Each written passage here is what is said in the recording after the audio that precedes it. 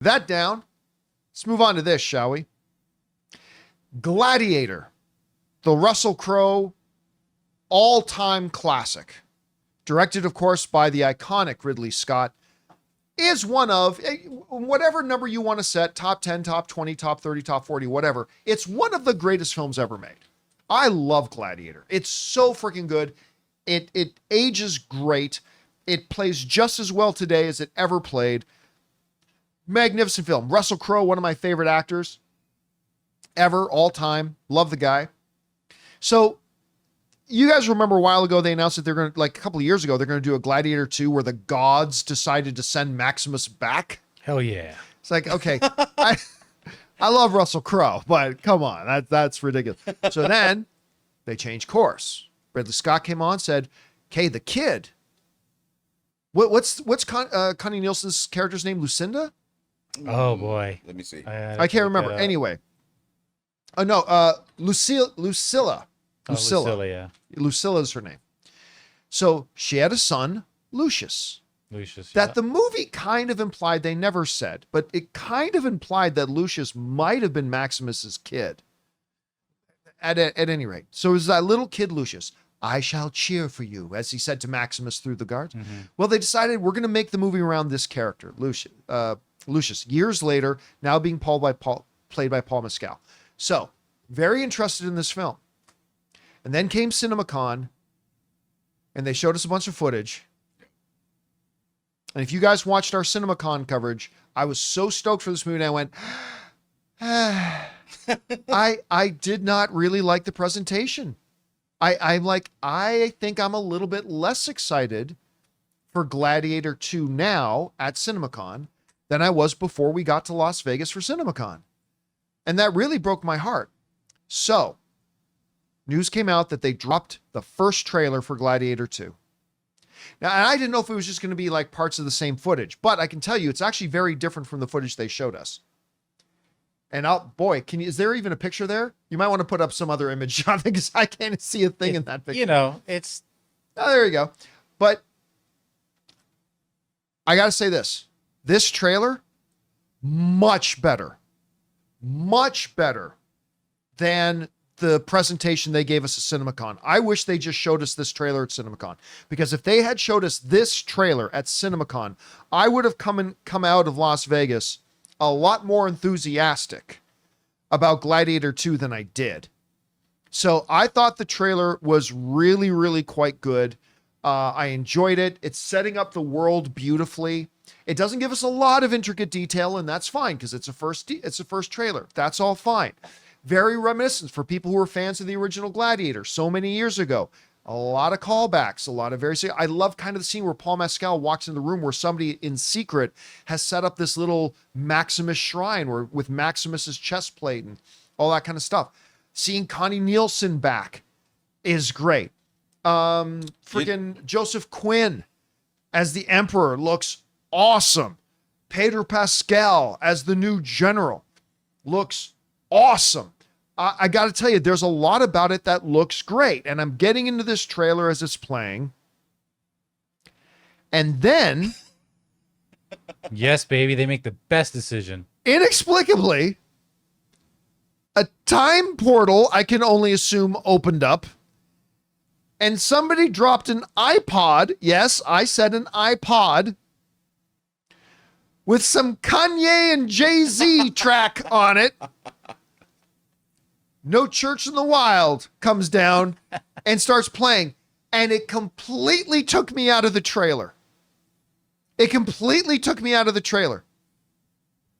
Now, John, you got a problem with No Church? No Church in the Wild is a great song. Don't get me wrong. You can even make an argument that thematically speaking, it fits with Gladiator. What's a king to a god? You know, all that. It thematically, it fits. Yes, I give it that. 100% it does. But why do movies constantly make this stupid decision? I hate it. To take like what looks like an epic period piece. It's desperate. It's like it has to appeal to modern audiences. Modern audiences won't understand it unless you have modern music. Yes, we will. Modern audiences will absolutely get it. No, you won't. So I went back and watch the original Gladiator trailer, guess what? They didn't feel the need to drop some 1990s music in it. Dude, but Pennywise would have been dope. Pennywise. You know what? I went back and I watched the trailer for Oppenheimer. They didn't feel the need to drop in any 2023 music into an Oppenheimer trailer. And guess what? That movie came within a breath of making $1 billion at the box office. I mean, imagine loading up the trailer for Oppenheimer, okay? And then all of a sudden, Will Smith's Summertime song comes on as nuclear explosions are going on. Summertime. Boom, big explosions, right? All right. The kiddies. Otherwise, the kiddies aren't going to get it, guys. I'm feeling that. The kiddies aren't going to get it. So I'm like, They did I'm the watching same. this. Yeah. I'm go ahead. watching this trailer, and they're dropping this music. And I'm like, why the hell? Because aside from the music, I really like the trailer. I'm like, why the hell are they doing this? And then, Denzel comes on screen. While that song's playing, I'm like, wait a minute. Because while we were sitting in here getting ready to do the show, I was like, wait a second. This feels familiar. So I jumped on YouTube and I cracked open the trailer. Remember the Denzel Washington, Ryan Reynolds movie, Safe House? I like that movie. It's a good little movie. I'm like, wait a minute. Denzel, No Church in a While. I go back to the Safe House Denzel movie. Sure enough, the song playing in the trailer of that other Denzel thing. Same song. Same song. It's like the trailer house has the rights to it or something. They bought the license to it and they're like, use it again here. I don't understand it now. I've already seen some people blaming Ridley Scott. It is amazing to me how many people still don't get that the filmmakers do not make the trailers.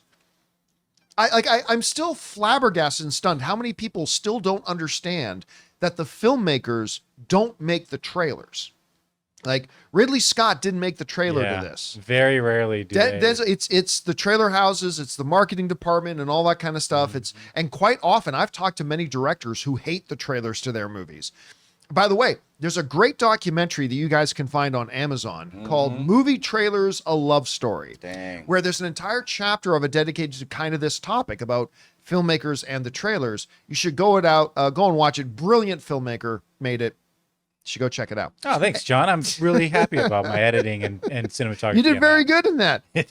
So, again, I honestly think it's a very good trailer. Certainly much better than the presentation at Cinemacon. And for the first time, I've actually felt my excitement for this movie start to go up because it came down a lot at Cinemacon. We want to thank a sponsor of today's episode, BetterHelp. You know, guys, it's one of the most unfortunate human tendencies that we have to try to compare our life to others. And social media plays a big part of that. Comparison is like the thief of joy, and it's easy to envy other people's lives because on the surface, it might look like they have it all together on their Instagram or YouTube, but in reality, they probably don't. Therapy can help you focus on what you want instead of what others have, so you can start living your best life. Give BetterHelp a try. It's entirely online, designed to be convenient, flexible, and suited to your schedule. All you have to do is fill out a brief questionnaire to get matched with a licensed therapist and switch therapists anytime for no additional charge. So get it off your chest with BetterHelp. Visit betterhelp.com/Campea today and get 10% off your first month. That's BetterHelp, HELP.com/Campea. I just don't understand why they made this decision to put this great song. But you know what? Bruce Springsteen's Born in the USA is a great song too. I don't want to see it dropping in a new Star Wars trailer. It does not fit. It doesn't work. No, they did the same thing with 42, which was about Jackie Robinson. It was a great movie. Yep. And I'm just like, okay, what? I don't understand. Are we in modern times now? I thought we were decades ago. So, yeah, I just, again, bad decision, man. Like, why take modern music? I mean, because there's an art to picking a great song to go with the right trailer. And when it does, like, remember when they put Immigrant Song in that trailer for Thor Ragnarok? Mm-hmm. Perfect. When they played Johnny Cash's, what's the name of the song again? I hurt myself. I think just Hurt. Today. It's just called Hurt. That's Yeah. what it's called. Mhm. When they played that in the Logan thing, like you get the right song in the right trailer, it's perfect.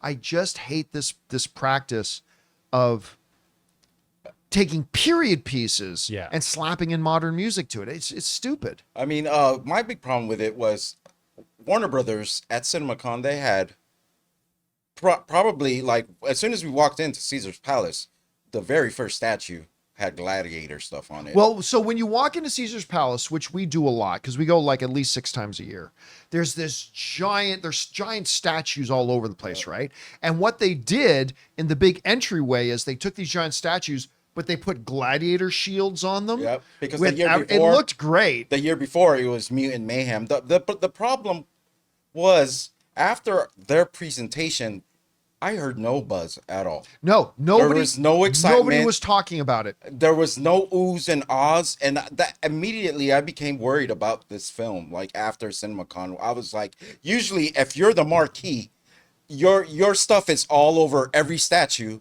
and people leave the auditorium or the theater not talking about it. Then something went wrong, and I believe, first of all, the sizzle reel they showed us was all over the place. It was just clips. It wasn't really. I didn't get any sense of what the we movie didn't see the was, and story. it didn't even look all that good. And I guess that kind of sums up the whole CinemaCon for most part, a lot of it. But the problem is, if that's your headliner, people should be talking about it. Yeah, because you know what? Around CinemaCon that entire weekend, people were buzzing about Alien Romulus. Yeah. People were buzzing about Deadpool. Wicked. People were buzzing about Wicked. People were buzzing about Fall Guy. I never heard anybody talk about Gladiator after that. So they really do need to make sure they get a good push with their marketing. And again, the trailer overall for me is quite good. I just don't know why they then pissed on it by putting modern music into, because they didn't do that with the original Gladiator. I don't know why they did it here. Totally pulled me out of it. Anyway, question is for you guys.